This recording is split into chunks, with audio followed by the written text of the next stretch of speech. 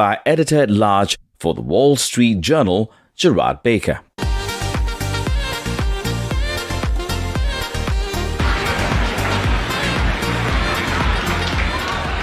Good morning. Good morning, all. If I could have your attention, please. Thank you very much indeed for being here. We've got a very promising, exciting discussion. Let me just quickly, because I see he's come up now on screen, let me introduce, if I may, the U.S. Ambassador to the People's Republic of China, Nicholas Burns. Ambassador Burns, thank you very much for joining us. Jerry, nice to be with you. Thanks for the invitation.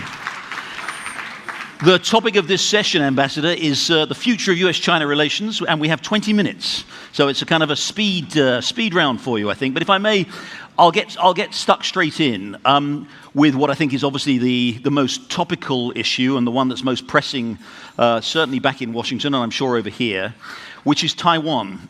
President Biden said last week, I think for the fourth time in less than 2 years since he's been president, that if Taiwan were to be attacked by China, the U.S. would indeed come to its defense with military force. Now, that was immediately then, on the previous occasions, that was immediately then clarified, shall we say, or reinterpreted by officials. But I'm wondering, Ambassador, I mean, isn't it now time that we get this message from the president? We seem to be hearing it loud and clear. Is that actually the message now that the United States wants China and the rest of the world to hear?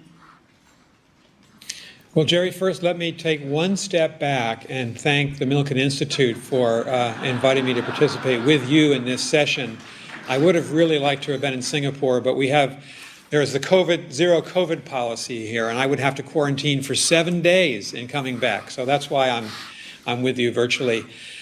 Jerry, the president spoke to the United Nations General Assembly a week ago yesterday, and he spoke directly to this issue. And he reaffirmed our one China policy of the last 5 decades, the policy that every administration of both parties has adhered to. He also said that the United States, of course, supported a peaceful resolution of the disputes in the Taiwan Strait. And he further said that we don't support and will not support any unilateral change to that status quo. That's a very important statement. If anyone has changed policy here, it's really the People's Republic of China with their overreaction nearly 2 months ago now to Speaker Pelosi's visit. I mean, you saw what they tried to do. We've had a median line in the Taiwan Strait for 68 years. It's really kept the peace. And they tried to erase that. They fired missiles over Taiwan into the Japanese EEZ. They simulated a blockade, a naval and air blockade. So we're actually concerned that the party trying to change policy here now is Beijing. And we've warned them that we won't agree to that. We don't accept it. And you've seen that the United States is carrying on with our policy. Vice President Harris was yesterday in Japan speaking to U.S. military forces, and she reaffirmed we're going to continue to fly and sail and operate where international law allows, and it does allow it, in the Taiwan Strait. That's a rather lengthy answer to your question, but I'm going back to what the president has said and not what the vice president has said. Thanks, Ambassador. But you say it's the Chinese who've overinterpreted, but they do keep getting these messages from the president. Let me also quote to you what the president said in that same interview. He said, on the question of Taiwanese independence, should that be an issue, Taiwan makes their own judgments about their independence. That's their decision. Now, that does seem to be a pretty significant breach with U.S. policy and the idea of U.S. support for the One China policy.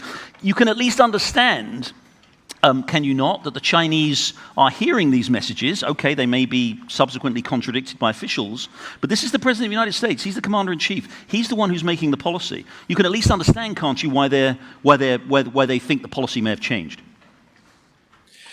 Well, Jerry, so the president spoke, as I said, from the rostrum of the UN General Assembly. There isn't a bigger room in the world than that.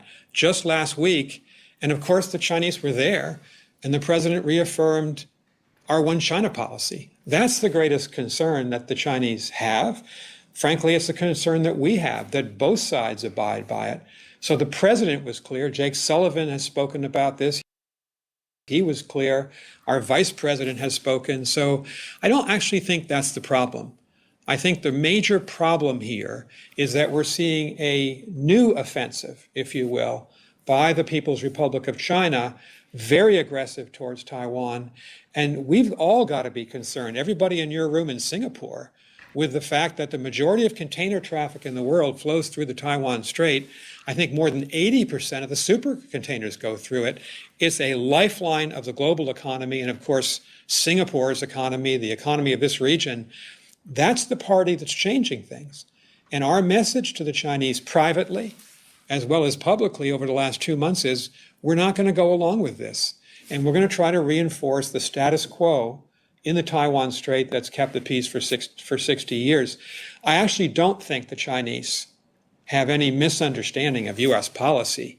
They don't agree with our policy, but we've been clear about the one China policy. And just very briefly, finally on Taiwan, Ambassador, the Congress is currently considering legislation, the Taiwan Policy Act, which would do a number of things, which again, I think the Chinese government are concerned about, and to do with relationships, the diplomatic status of the U.S. representative in Taipei or Taiwan, to do with the broader relationship.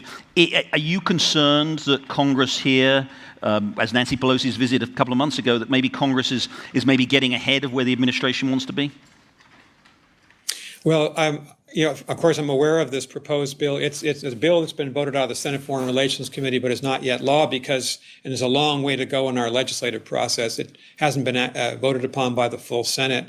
So we'll just have to see where that bill goes. Of course, the administration is speaking privately to the senators. I shouldn't violate that confidence in this setting about the bill. But I would say this, Jerry, I'm glad you've asked these questions about Taiwan.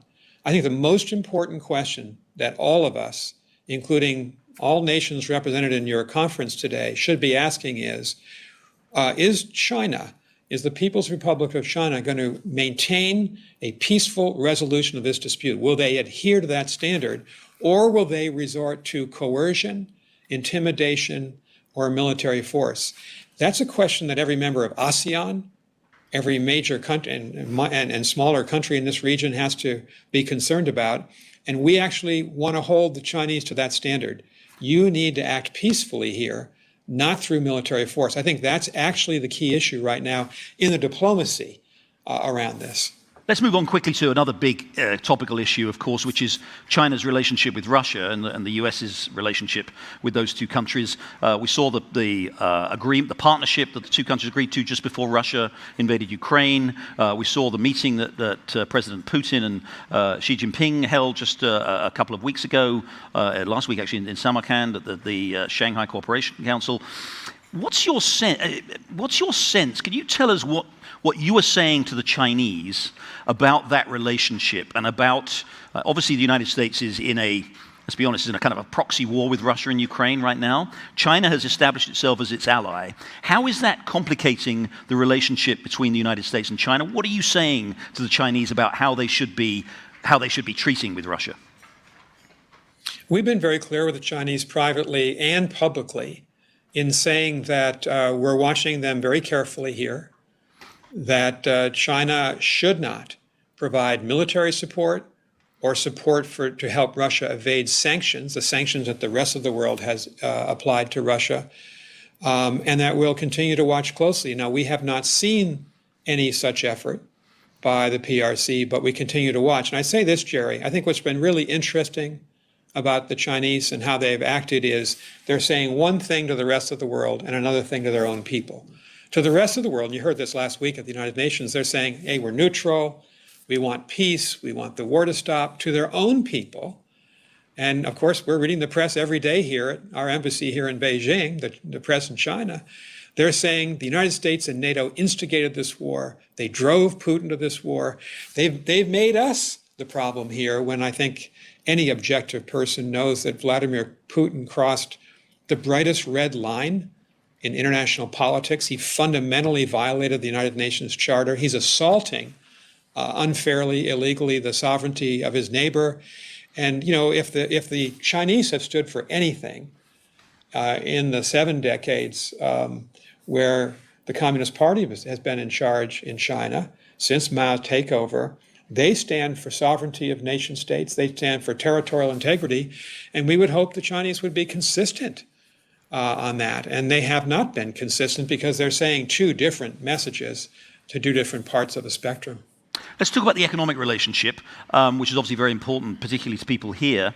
The Biden administration continues with the tariffs that the Trump administration put in place. I know there's been no final determination yet on whether to lift those. Perhaps you can give us the latest on that. But how do you characterize the broader economic relationship? People have talked about a decoupling between the United States and China that we've been seeing with both companies themselves, but also to some extent in some of these economic policy relationships. Are we headed for a period in which, that period of strategic economic partnership that many people looked for, is that now definitively over? Are the two countries essentially decoupling? Well, Secretary Blinken said a couple of months ago, Secretary Tony Blinken, our Secretary of State, that the United States is not seeking to decouple from China. Here are a couple of data points. We have a $650 billion two-way trade relationship, and it's been increasing in the last couple of years. I think Americans hold about $1.2 trillion in Chinese equities and debt securities. Chinese hold double that amount in the American market. There are 1,100 American companies present here in China. I meet with a lot of them, and thousands more, tens of thousands more trading from the U.S. So it's a big relationship. We're not seeking a decoupling. But of course, we have the Committee on Foreign Investment in the United States, CFIUS, which has been around for a long time, which seeks to make sure that Chinese investments in the United States do not cause problems for our national security. And I think there are questions about economic policy here in China. And I think as I listen to the American business community, I listen to the European and Japanese business communities here, every big company is staying here because the market's too important and too big given the size of China's economy. But I think the studies show that the American and European chambers have just issued that most companies are not making major new investments because they want to see, is there uniformity in economic policy? Is there clarity?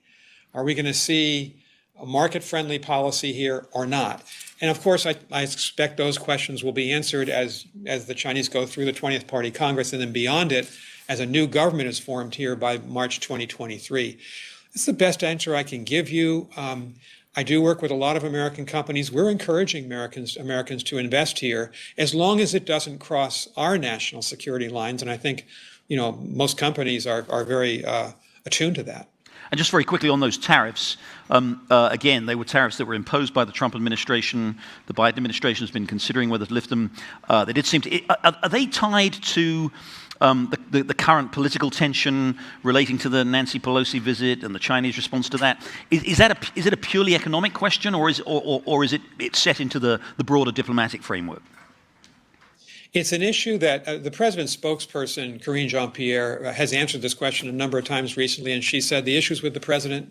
He's not yet made a decision. So since it's with the president and I work for the president, I'm his representative here in Beijing, I can't improve on that answer. Let's move on then to an issue that you raised that you were very passionate about in your confirmation hearings, which is China's human rights record. We obviously, information is not easily come by, but there's been significant reporting about what's been going on in Xinjiang. We've obviously seen, concern. We've talked about Taiwan. We've seen concerns about Tibet. We've seen the way the Chinese have frankly simply abrogated the joint agreement with the United Kingdom over Hong Kong to essentially abandon all of its commitments that it made, pretty well all of its commitments made to Hong Kong. What are you telling the Chinese there? What are you telling them, and what are they saying to you about their human rights record? Our message to the Chinese privately and publicly is an identical message, but we do talk about this privately. We raise specific cases with them of people who have been detained here, we believe unfairly and illegally. Of course, we reject what the People's Republic of China has done in Hong Kong. You know Hong Kong very well, Jerry, and many people in this room do. It's a shadow of what it was. There aren't political freedoms now of a type that people just enjoyed a couple of years ago. Ongoing human rights concerns in Tibet, no question about it. Widespread concerns about religious freedom in China, or the lack of religious freedom. And especially in Xinjiang, I just read a couple of weeks ago the report, not of the United States, but the United Nations Committee on Human Rights. It's a devastating 40-page report, heavily footnoted, saying China is guilty of systematic human rights abuses. They may be guilty of crimes against humanity because of forced labor, because incarcerating hundreds of thousands of people between 2017 and this year. There are reports that mosques are being deconsecrated but also destroyed, that men cannot wear beards, which in Islam is a very important part of the faith for some men, that women cannot wear head coverings. They can't be identifiably Muslim. And all of this is a rejection of the UN Declaration on Human Rights, the commitments that China signed up for when it rejoined the United Nations in 1971. And we've been very clear about it. Our president has been very clear about it just last week when he spoke at the UN General Assembly. And frankly, it's an issue that is really very much divides us from the government here, but we're going to continue to raise these cases and individual cases where just egregious violations of people's human rights, exit bans put on people, they can't leave. So it's a major issue, and we're going to continue to be vocal about it. Other than raising the issue with the Chinese and the president, as you say, making public denunciations of what's going on, is there more that the US wants to do? I mean, in particular, we talked about Xinjiang and we talked about Hong Kong, where China clearly seems to be, at least according to foreign observers, in breach of, as you say, of human rights, the Declaration of Human Rights. In Hong Kong, it's in breach of international law. Is the US going to do more than simply verbally condemn? Well, as you know, we've actually enacted sanctions against Chinese officials involved in the repression of Xinjiang. Sanctions concerning what happened since 2019 and the imposition of the national security law in Hong Kong. So we've taken real concrete action on this. In addition, as you know, our Congress passed the Uyghur Forced Labor Prevention Act by an overwhelming margin. Liberal Democrats, conservative Republicans came together. President signed it into law. It's now the law. It essentially says if you're an American company operating in Xinjiang and you want to export a product or a service back to the United States, you've got to be able to prove that in no way was forced labor involved in the supply chain. It's a very high bar, and it was intentionally written to be a high bar. I met online like this virtually with several hundred companies back in June, the month that the law came into being, to tell them that we would be watching, we'd enforce the law, and Homeland Security at the port of entry in the United States would be rejecting products that came in from Xinjiang unless they could pass that test. That's a pretty dramatic example of how seriously we take human rights in Xinjiang and across China. Ambassador, in a couple of weeks, the National People's Congress will meet. It's a very significant one. It's expected, obviously, to result in Xi Jinping's receiving another term as leader of China. There's been some suggestion that maybe some things have been put on hold pending the NPC, pending that outcome, the COVID zero policy, maybe some of the other things. Are you expecting any change after the People's Congress meeting? Well, I think there'll be one big change that we'll all see at the end of, as I understand the process, at the end of the conference. They'll announce certain principles and programs and maybe the members of the standing committee, but we really won't know the new ministers of the new government until they have their conference in March, the double conference that they have in the middle part of March. So there's going to be kind of a transition from one People's Republic government to another.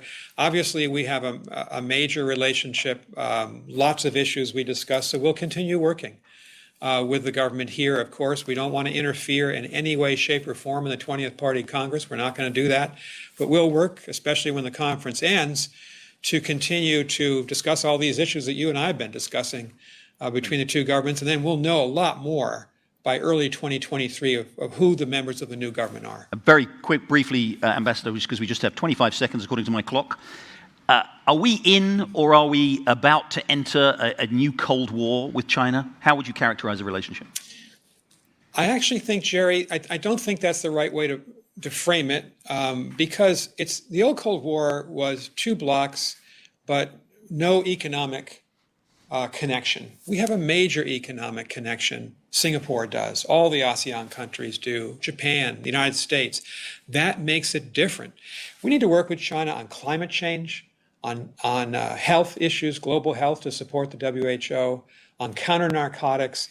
So there's an engagement part of our agenda. We also need to confront China and compete with China on technology and what they're doing to what they're doing against their WTO commitments, not creating a level playing field for any of the foreign companies here. I think it's a more complicated competition, frankly, in many ways, than the old Cold War was. That was the first 10 years of my career, by the way. I'm old enough to say that. I remember that relationship. I think this is more complex and more complicated, so I wouldn't use that term. But I would say it's by far the most consequential relationship that we have.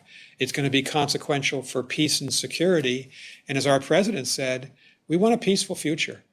We do not seek conflict, and we're going to try to compete with China vigorously and then work with China where we can. And we hope the Chinese will reciprocate. They've frozen a lot of our dialogues since Speaker Pelosi's visit. Our message to the Chinese is, let's talk, open these dialogues, and let's move forward. Ambassador Burns, with those youthful looks, it doesn't look possible that you were a protagonist in the first Cold War. It's true. Let's hope you're not one in what might be another Cold War. Ladies and gentlemen, please join me in thanking Ambassador Nicholas Burns. Thanks. Jerry, thank you very much. Appreciate it very much. Thanks to the Milken Institute. Thanks. Goodbye.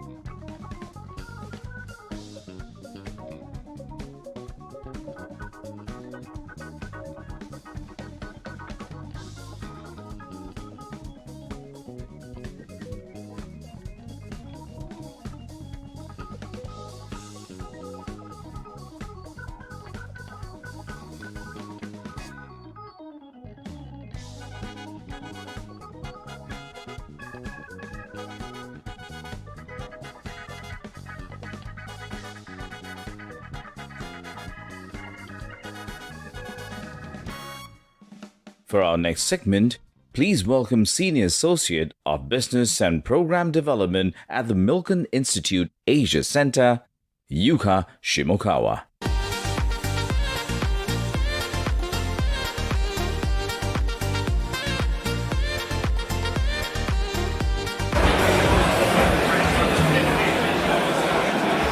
Hello, everyone.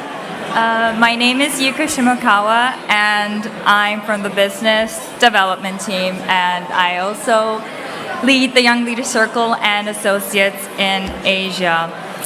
On behalf of the Asia Center team, we're so delighted to finally be back to a fully in-person and to finally see your faces. I've already overheard a few people saying this is their first trip back to Asia and to Singapore after 2.5 years, so thank you for coming. Before we start our star-studded session on technology, empowering impactful actions, I want to take a moment to thank our sponsors and partners. Truly, none of our work would have been possible without the generous support of our strategic partners, sponsors, and media partners who have provided both the financial supporting and intellectual food for thought for a range of events and programs. Especially in this room, I'd like to thank our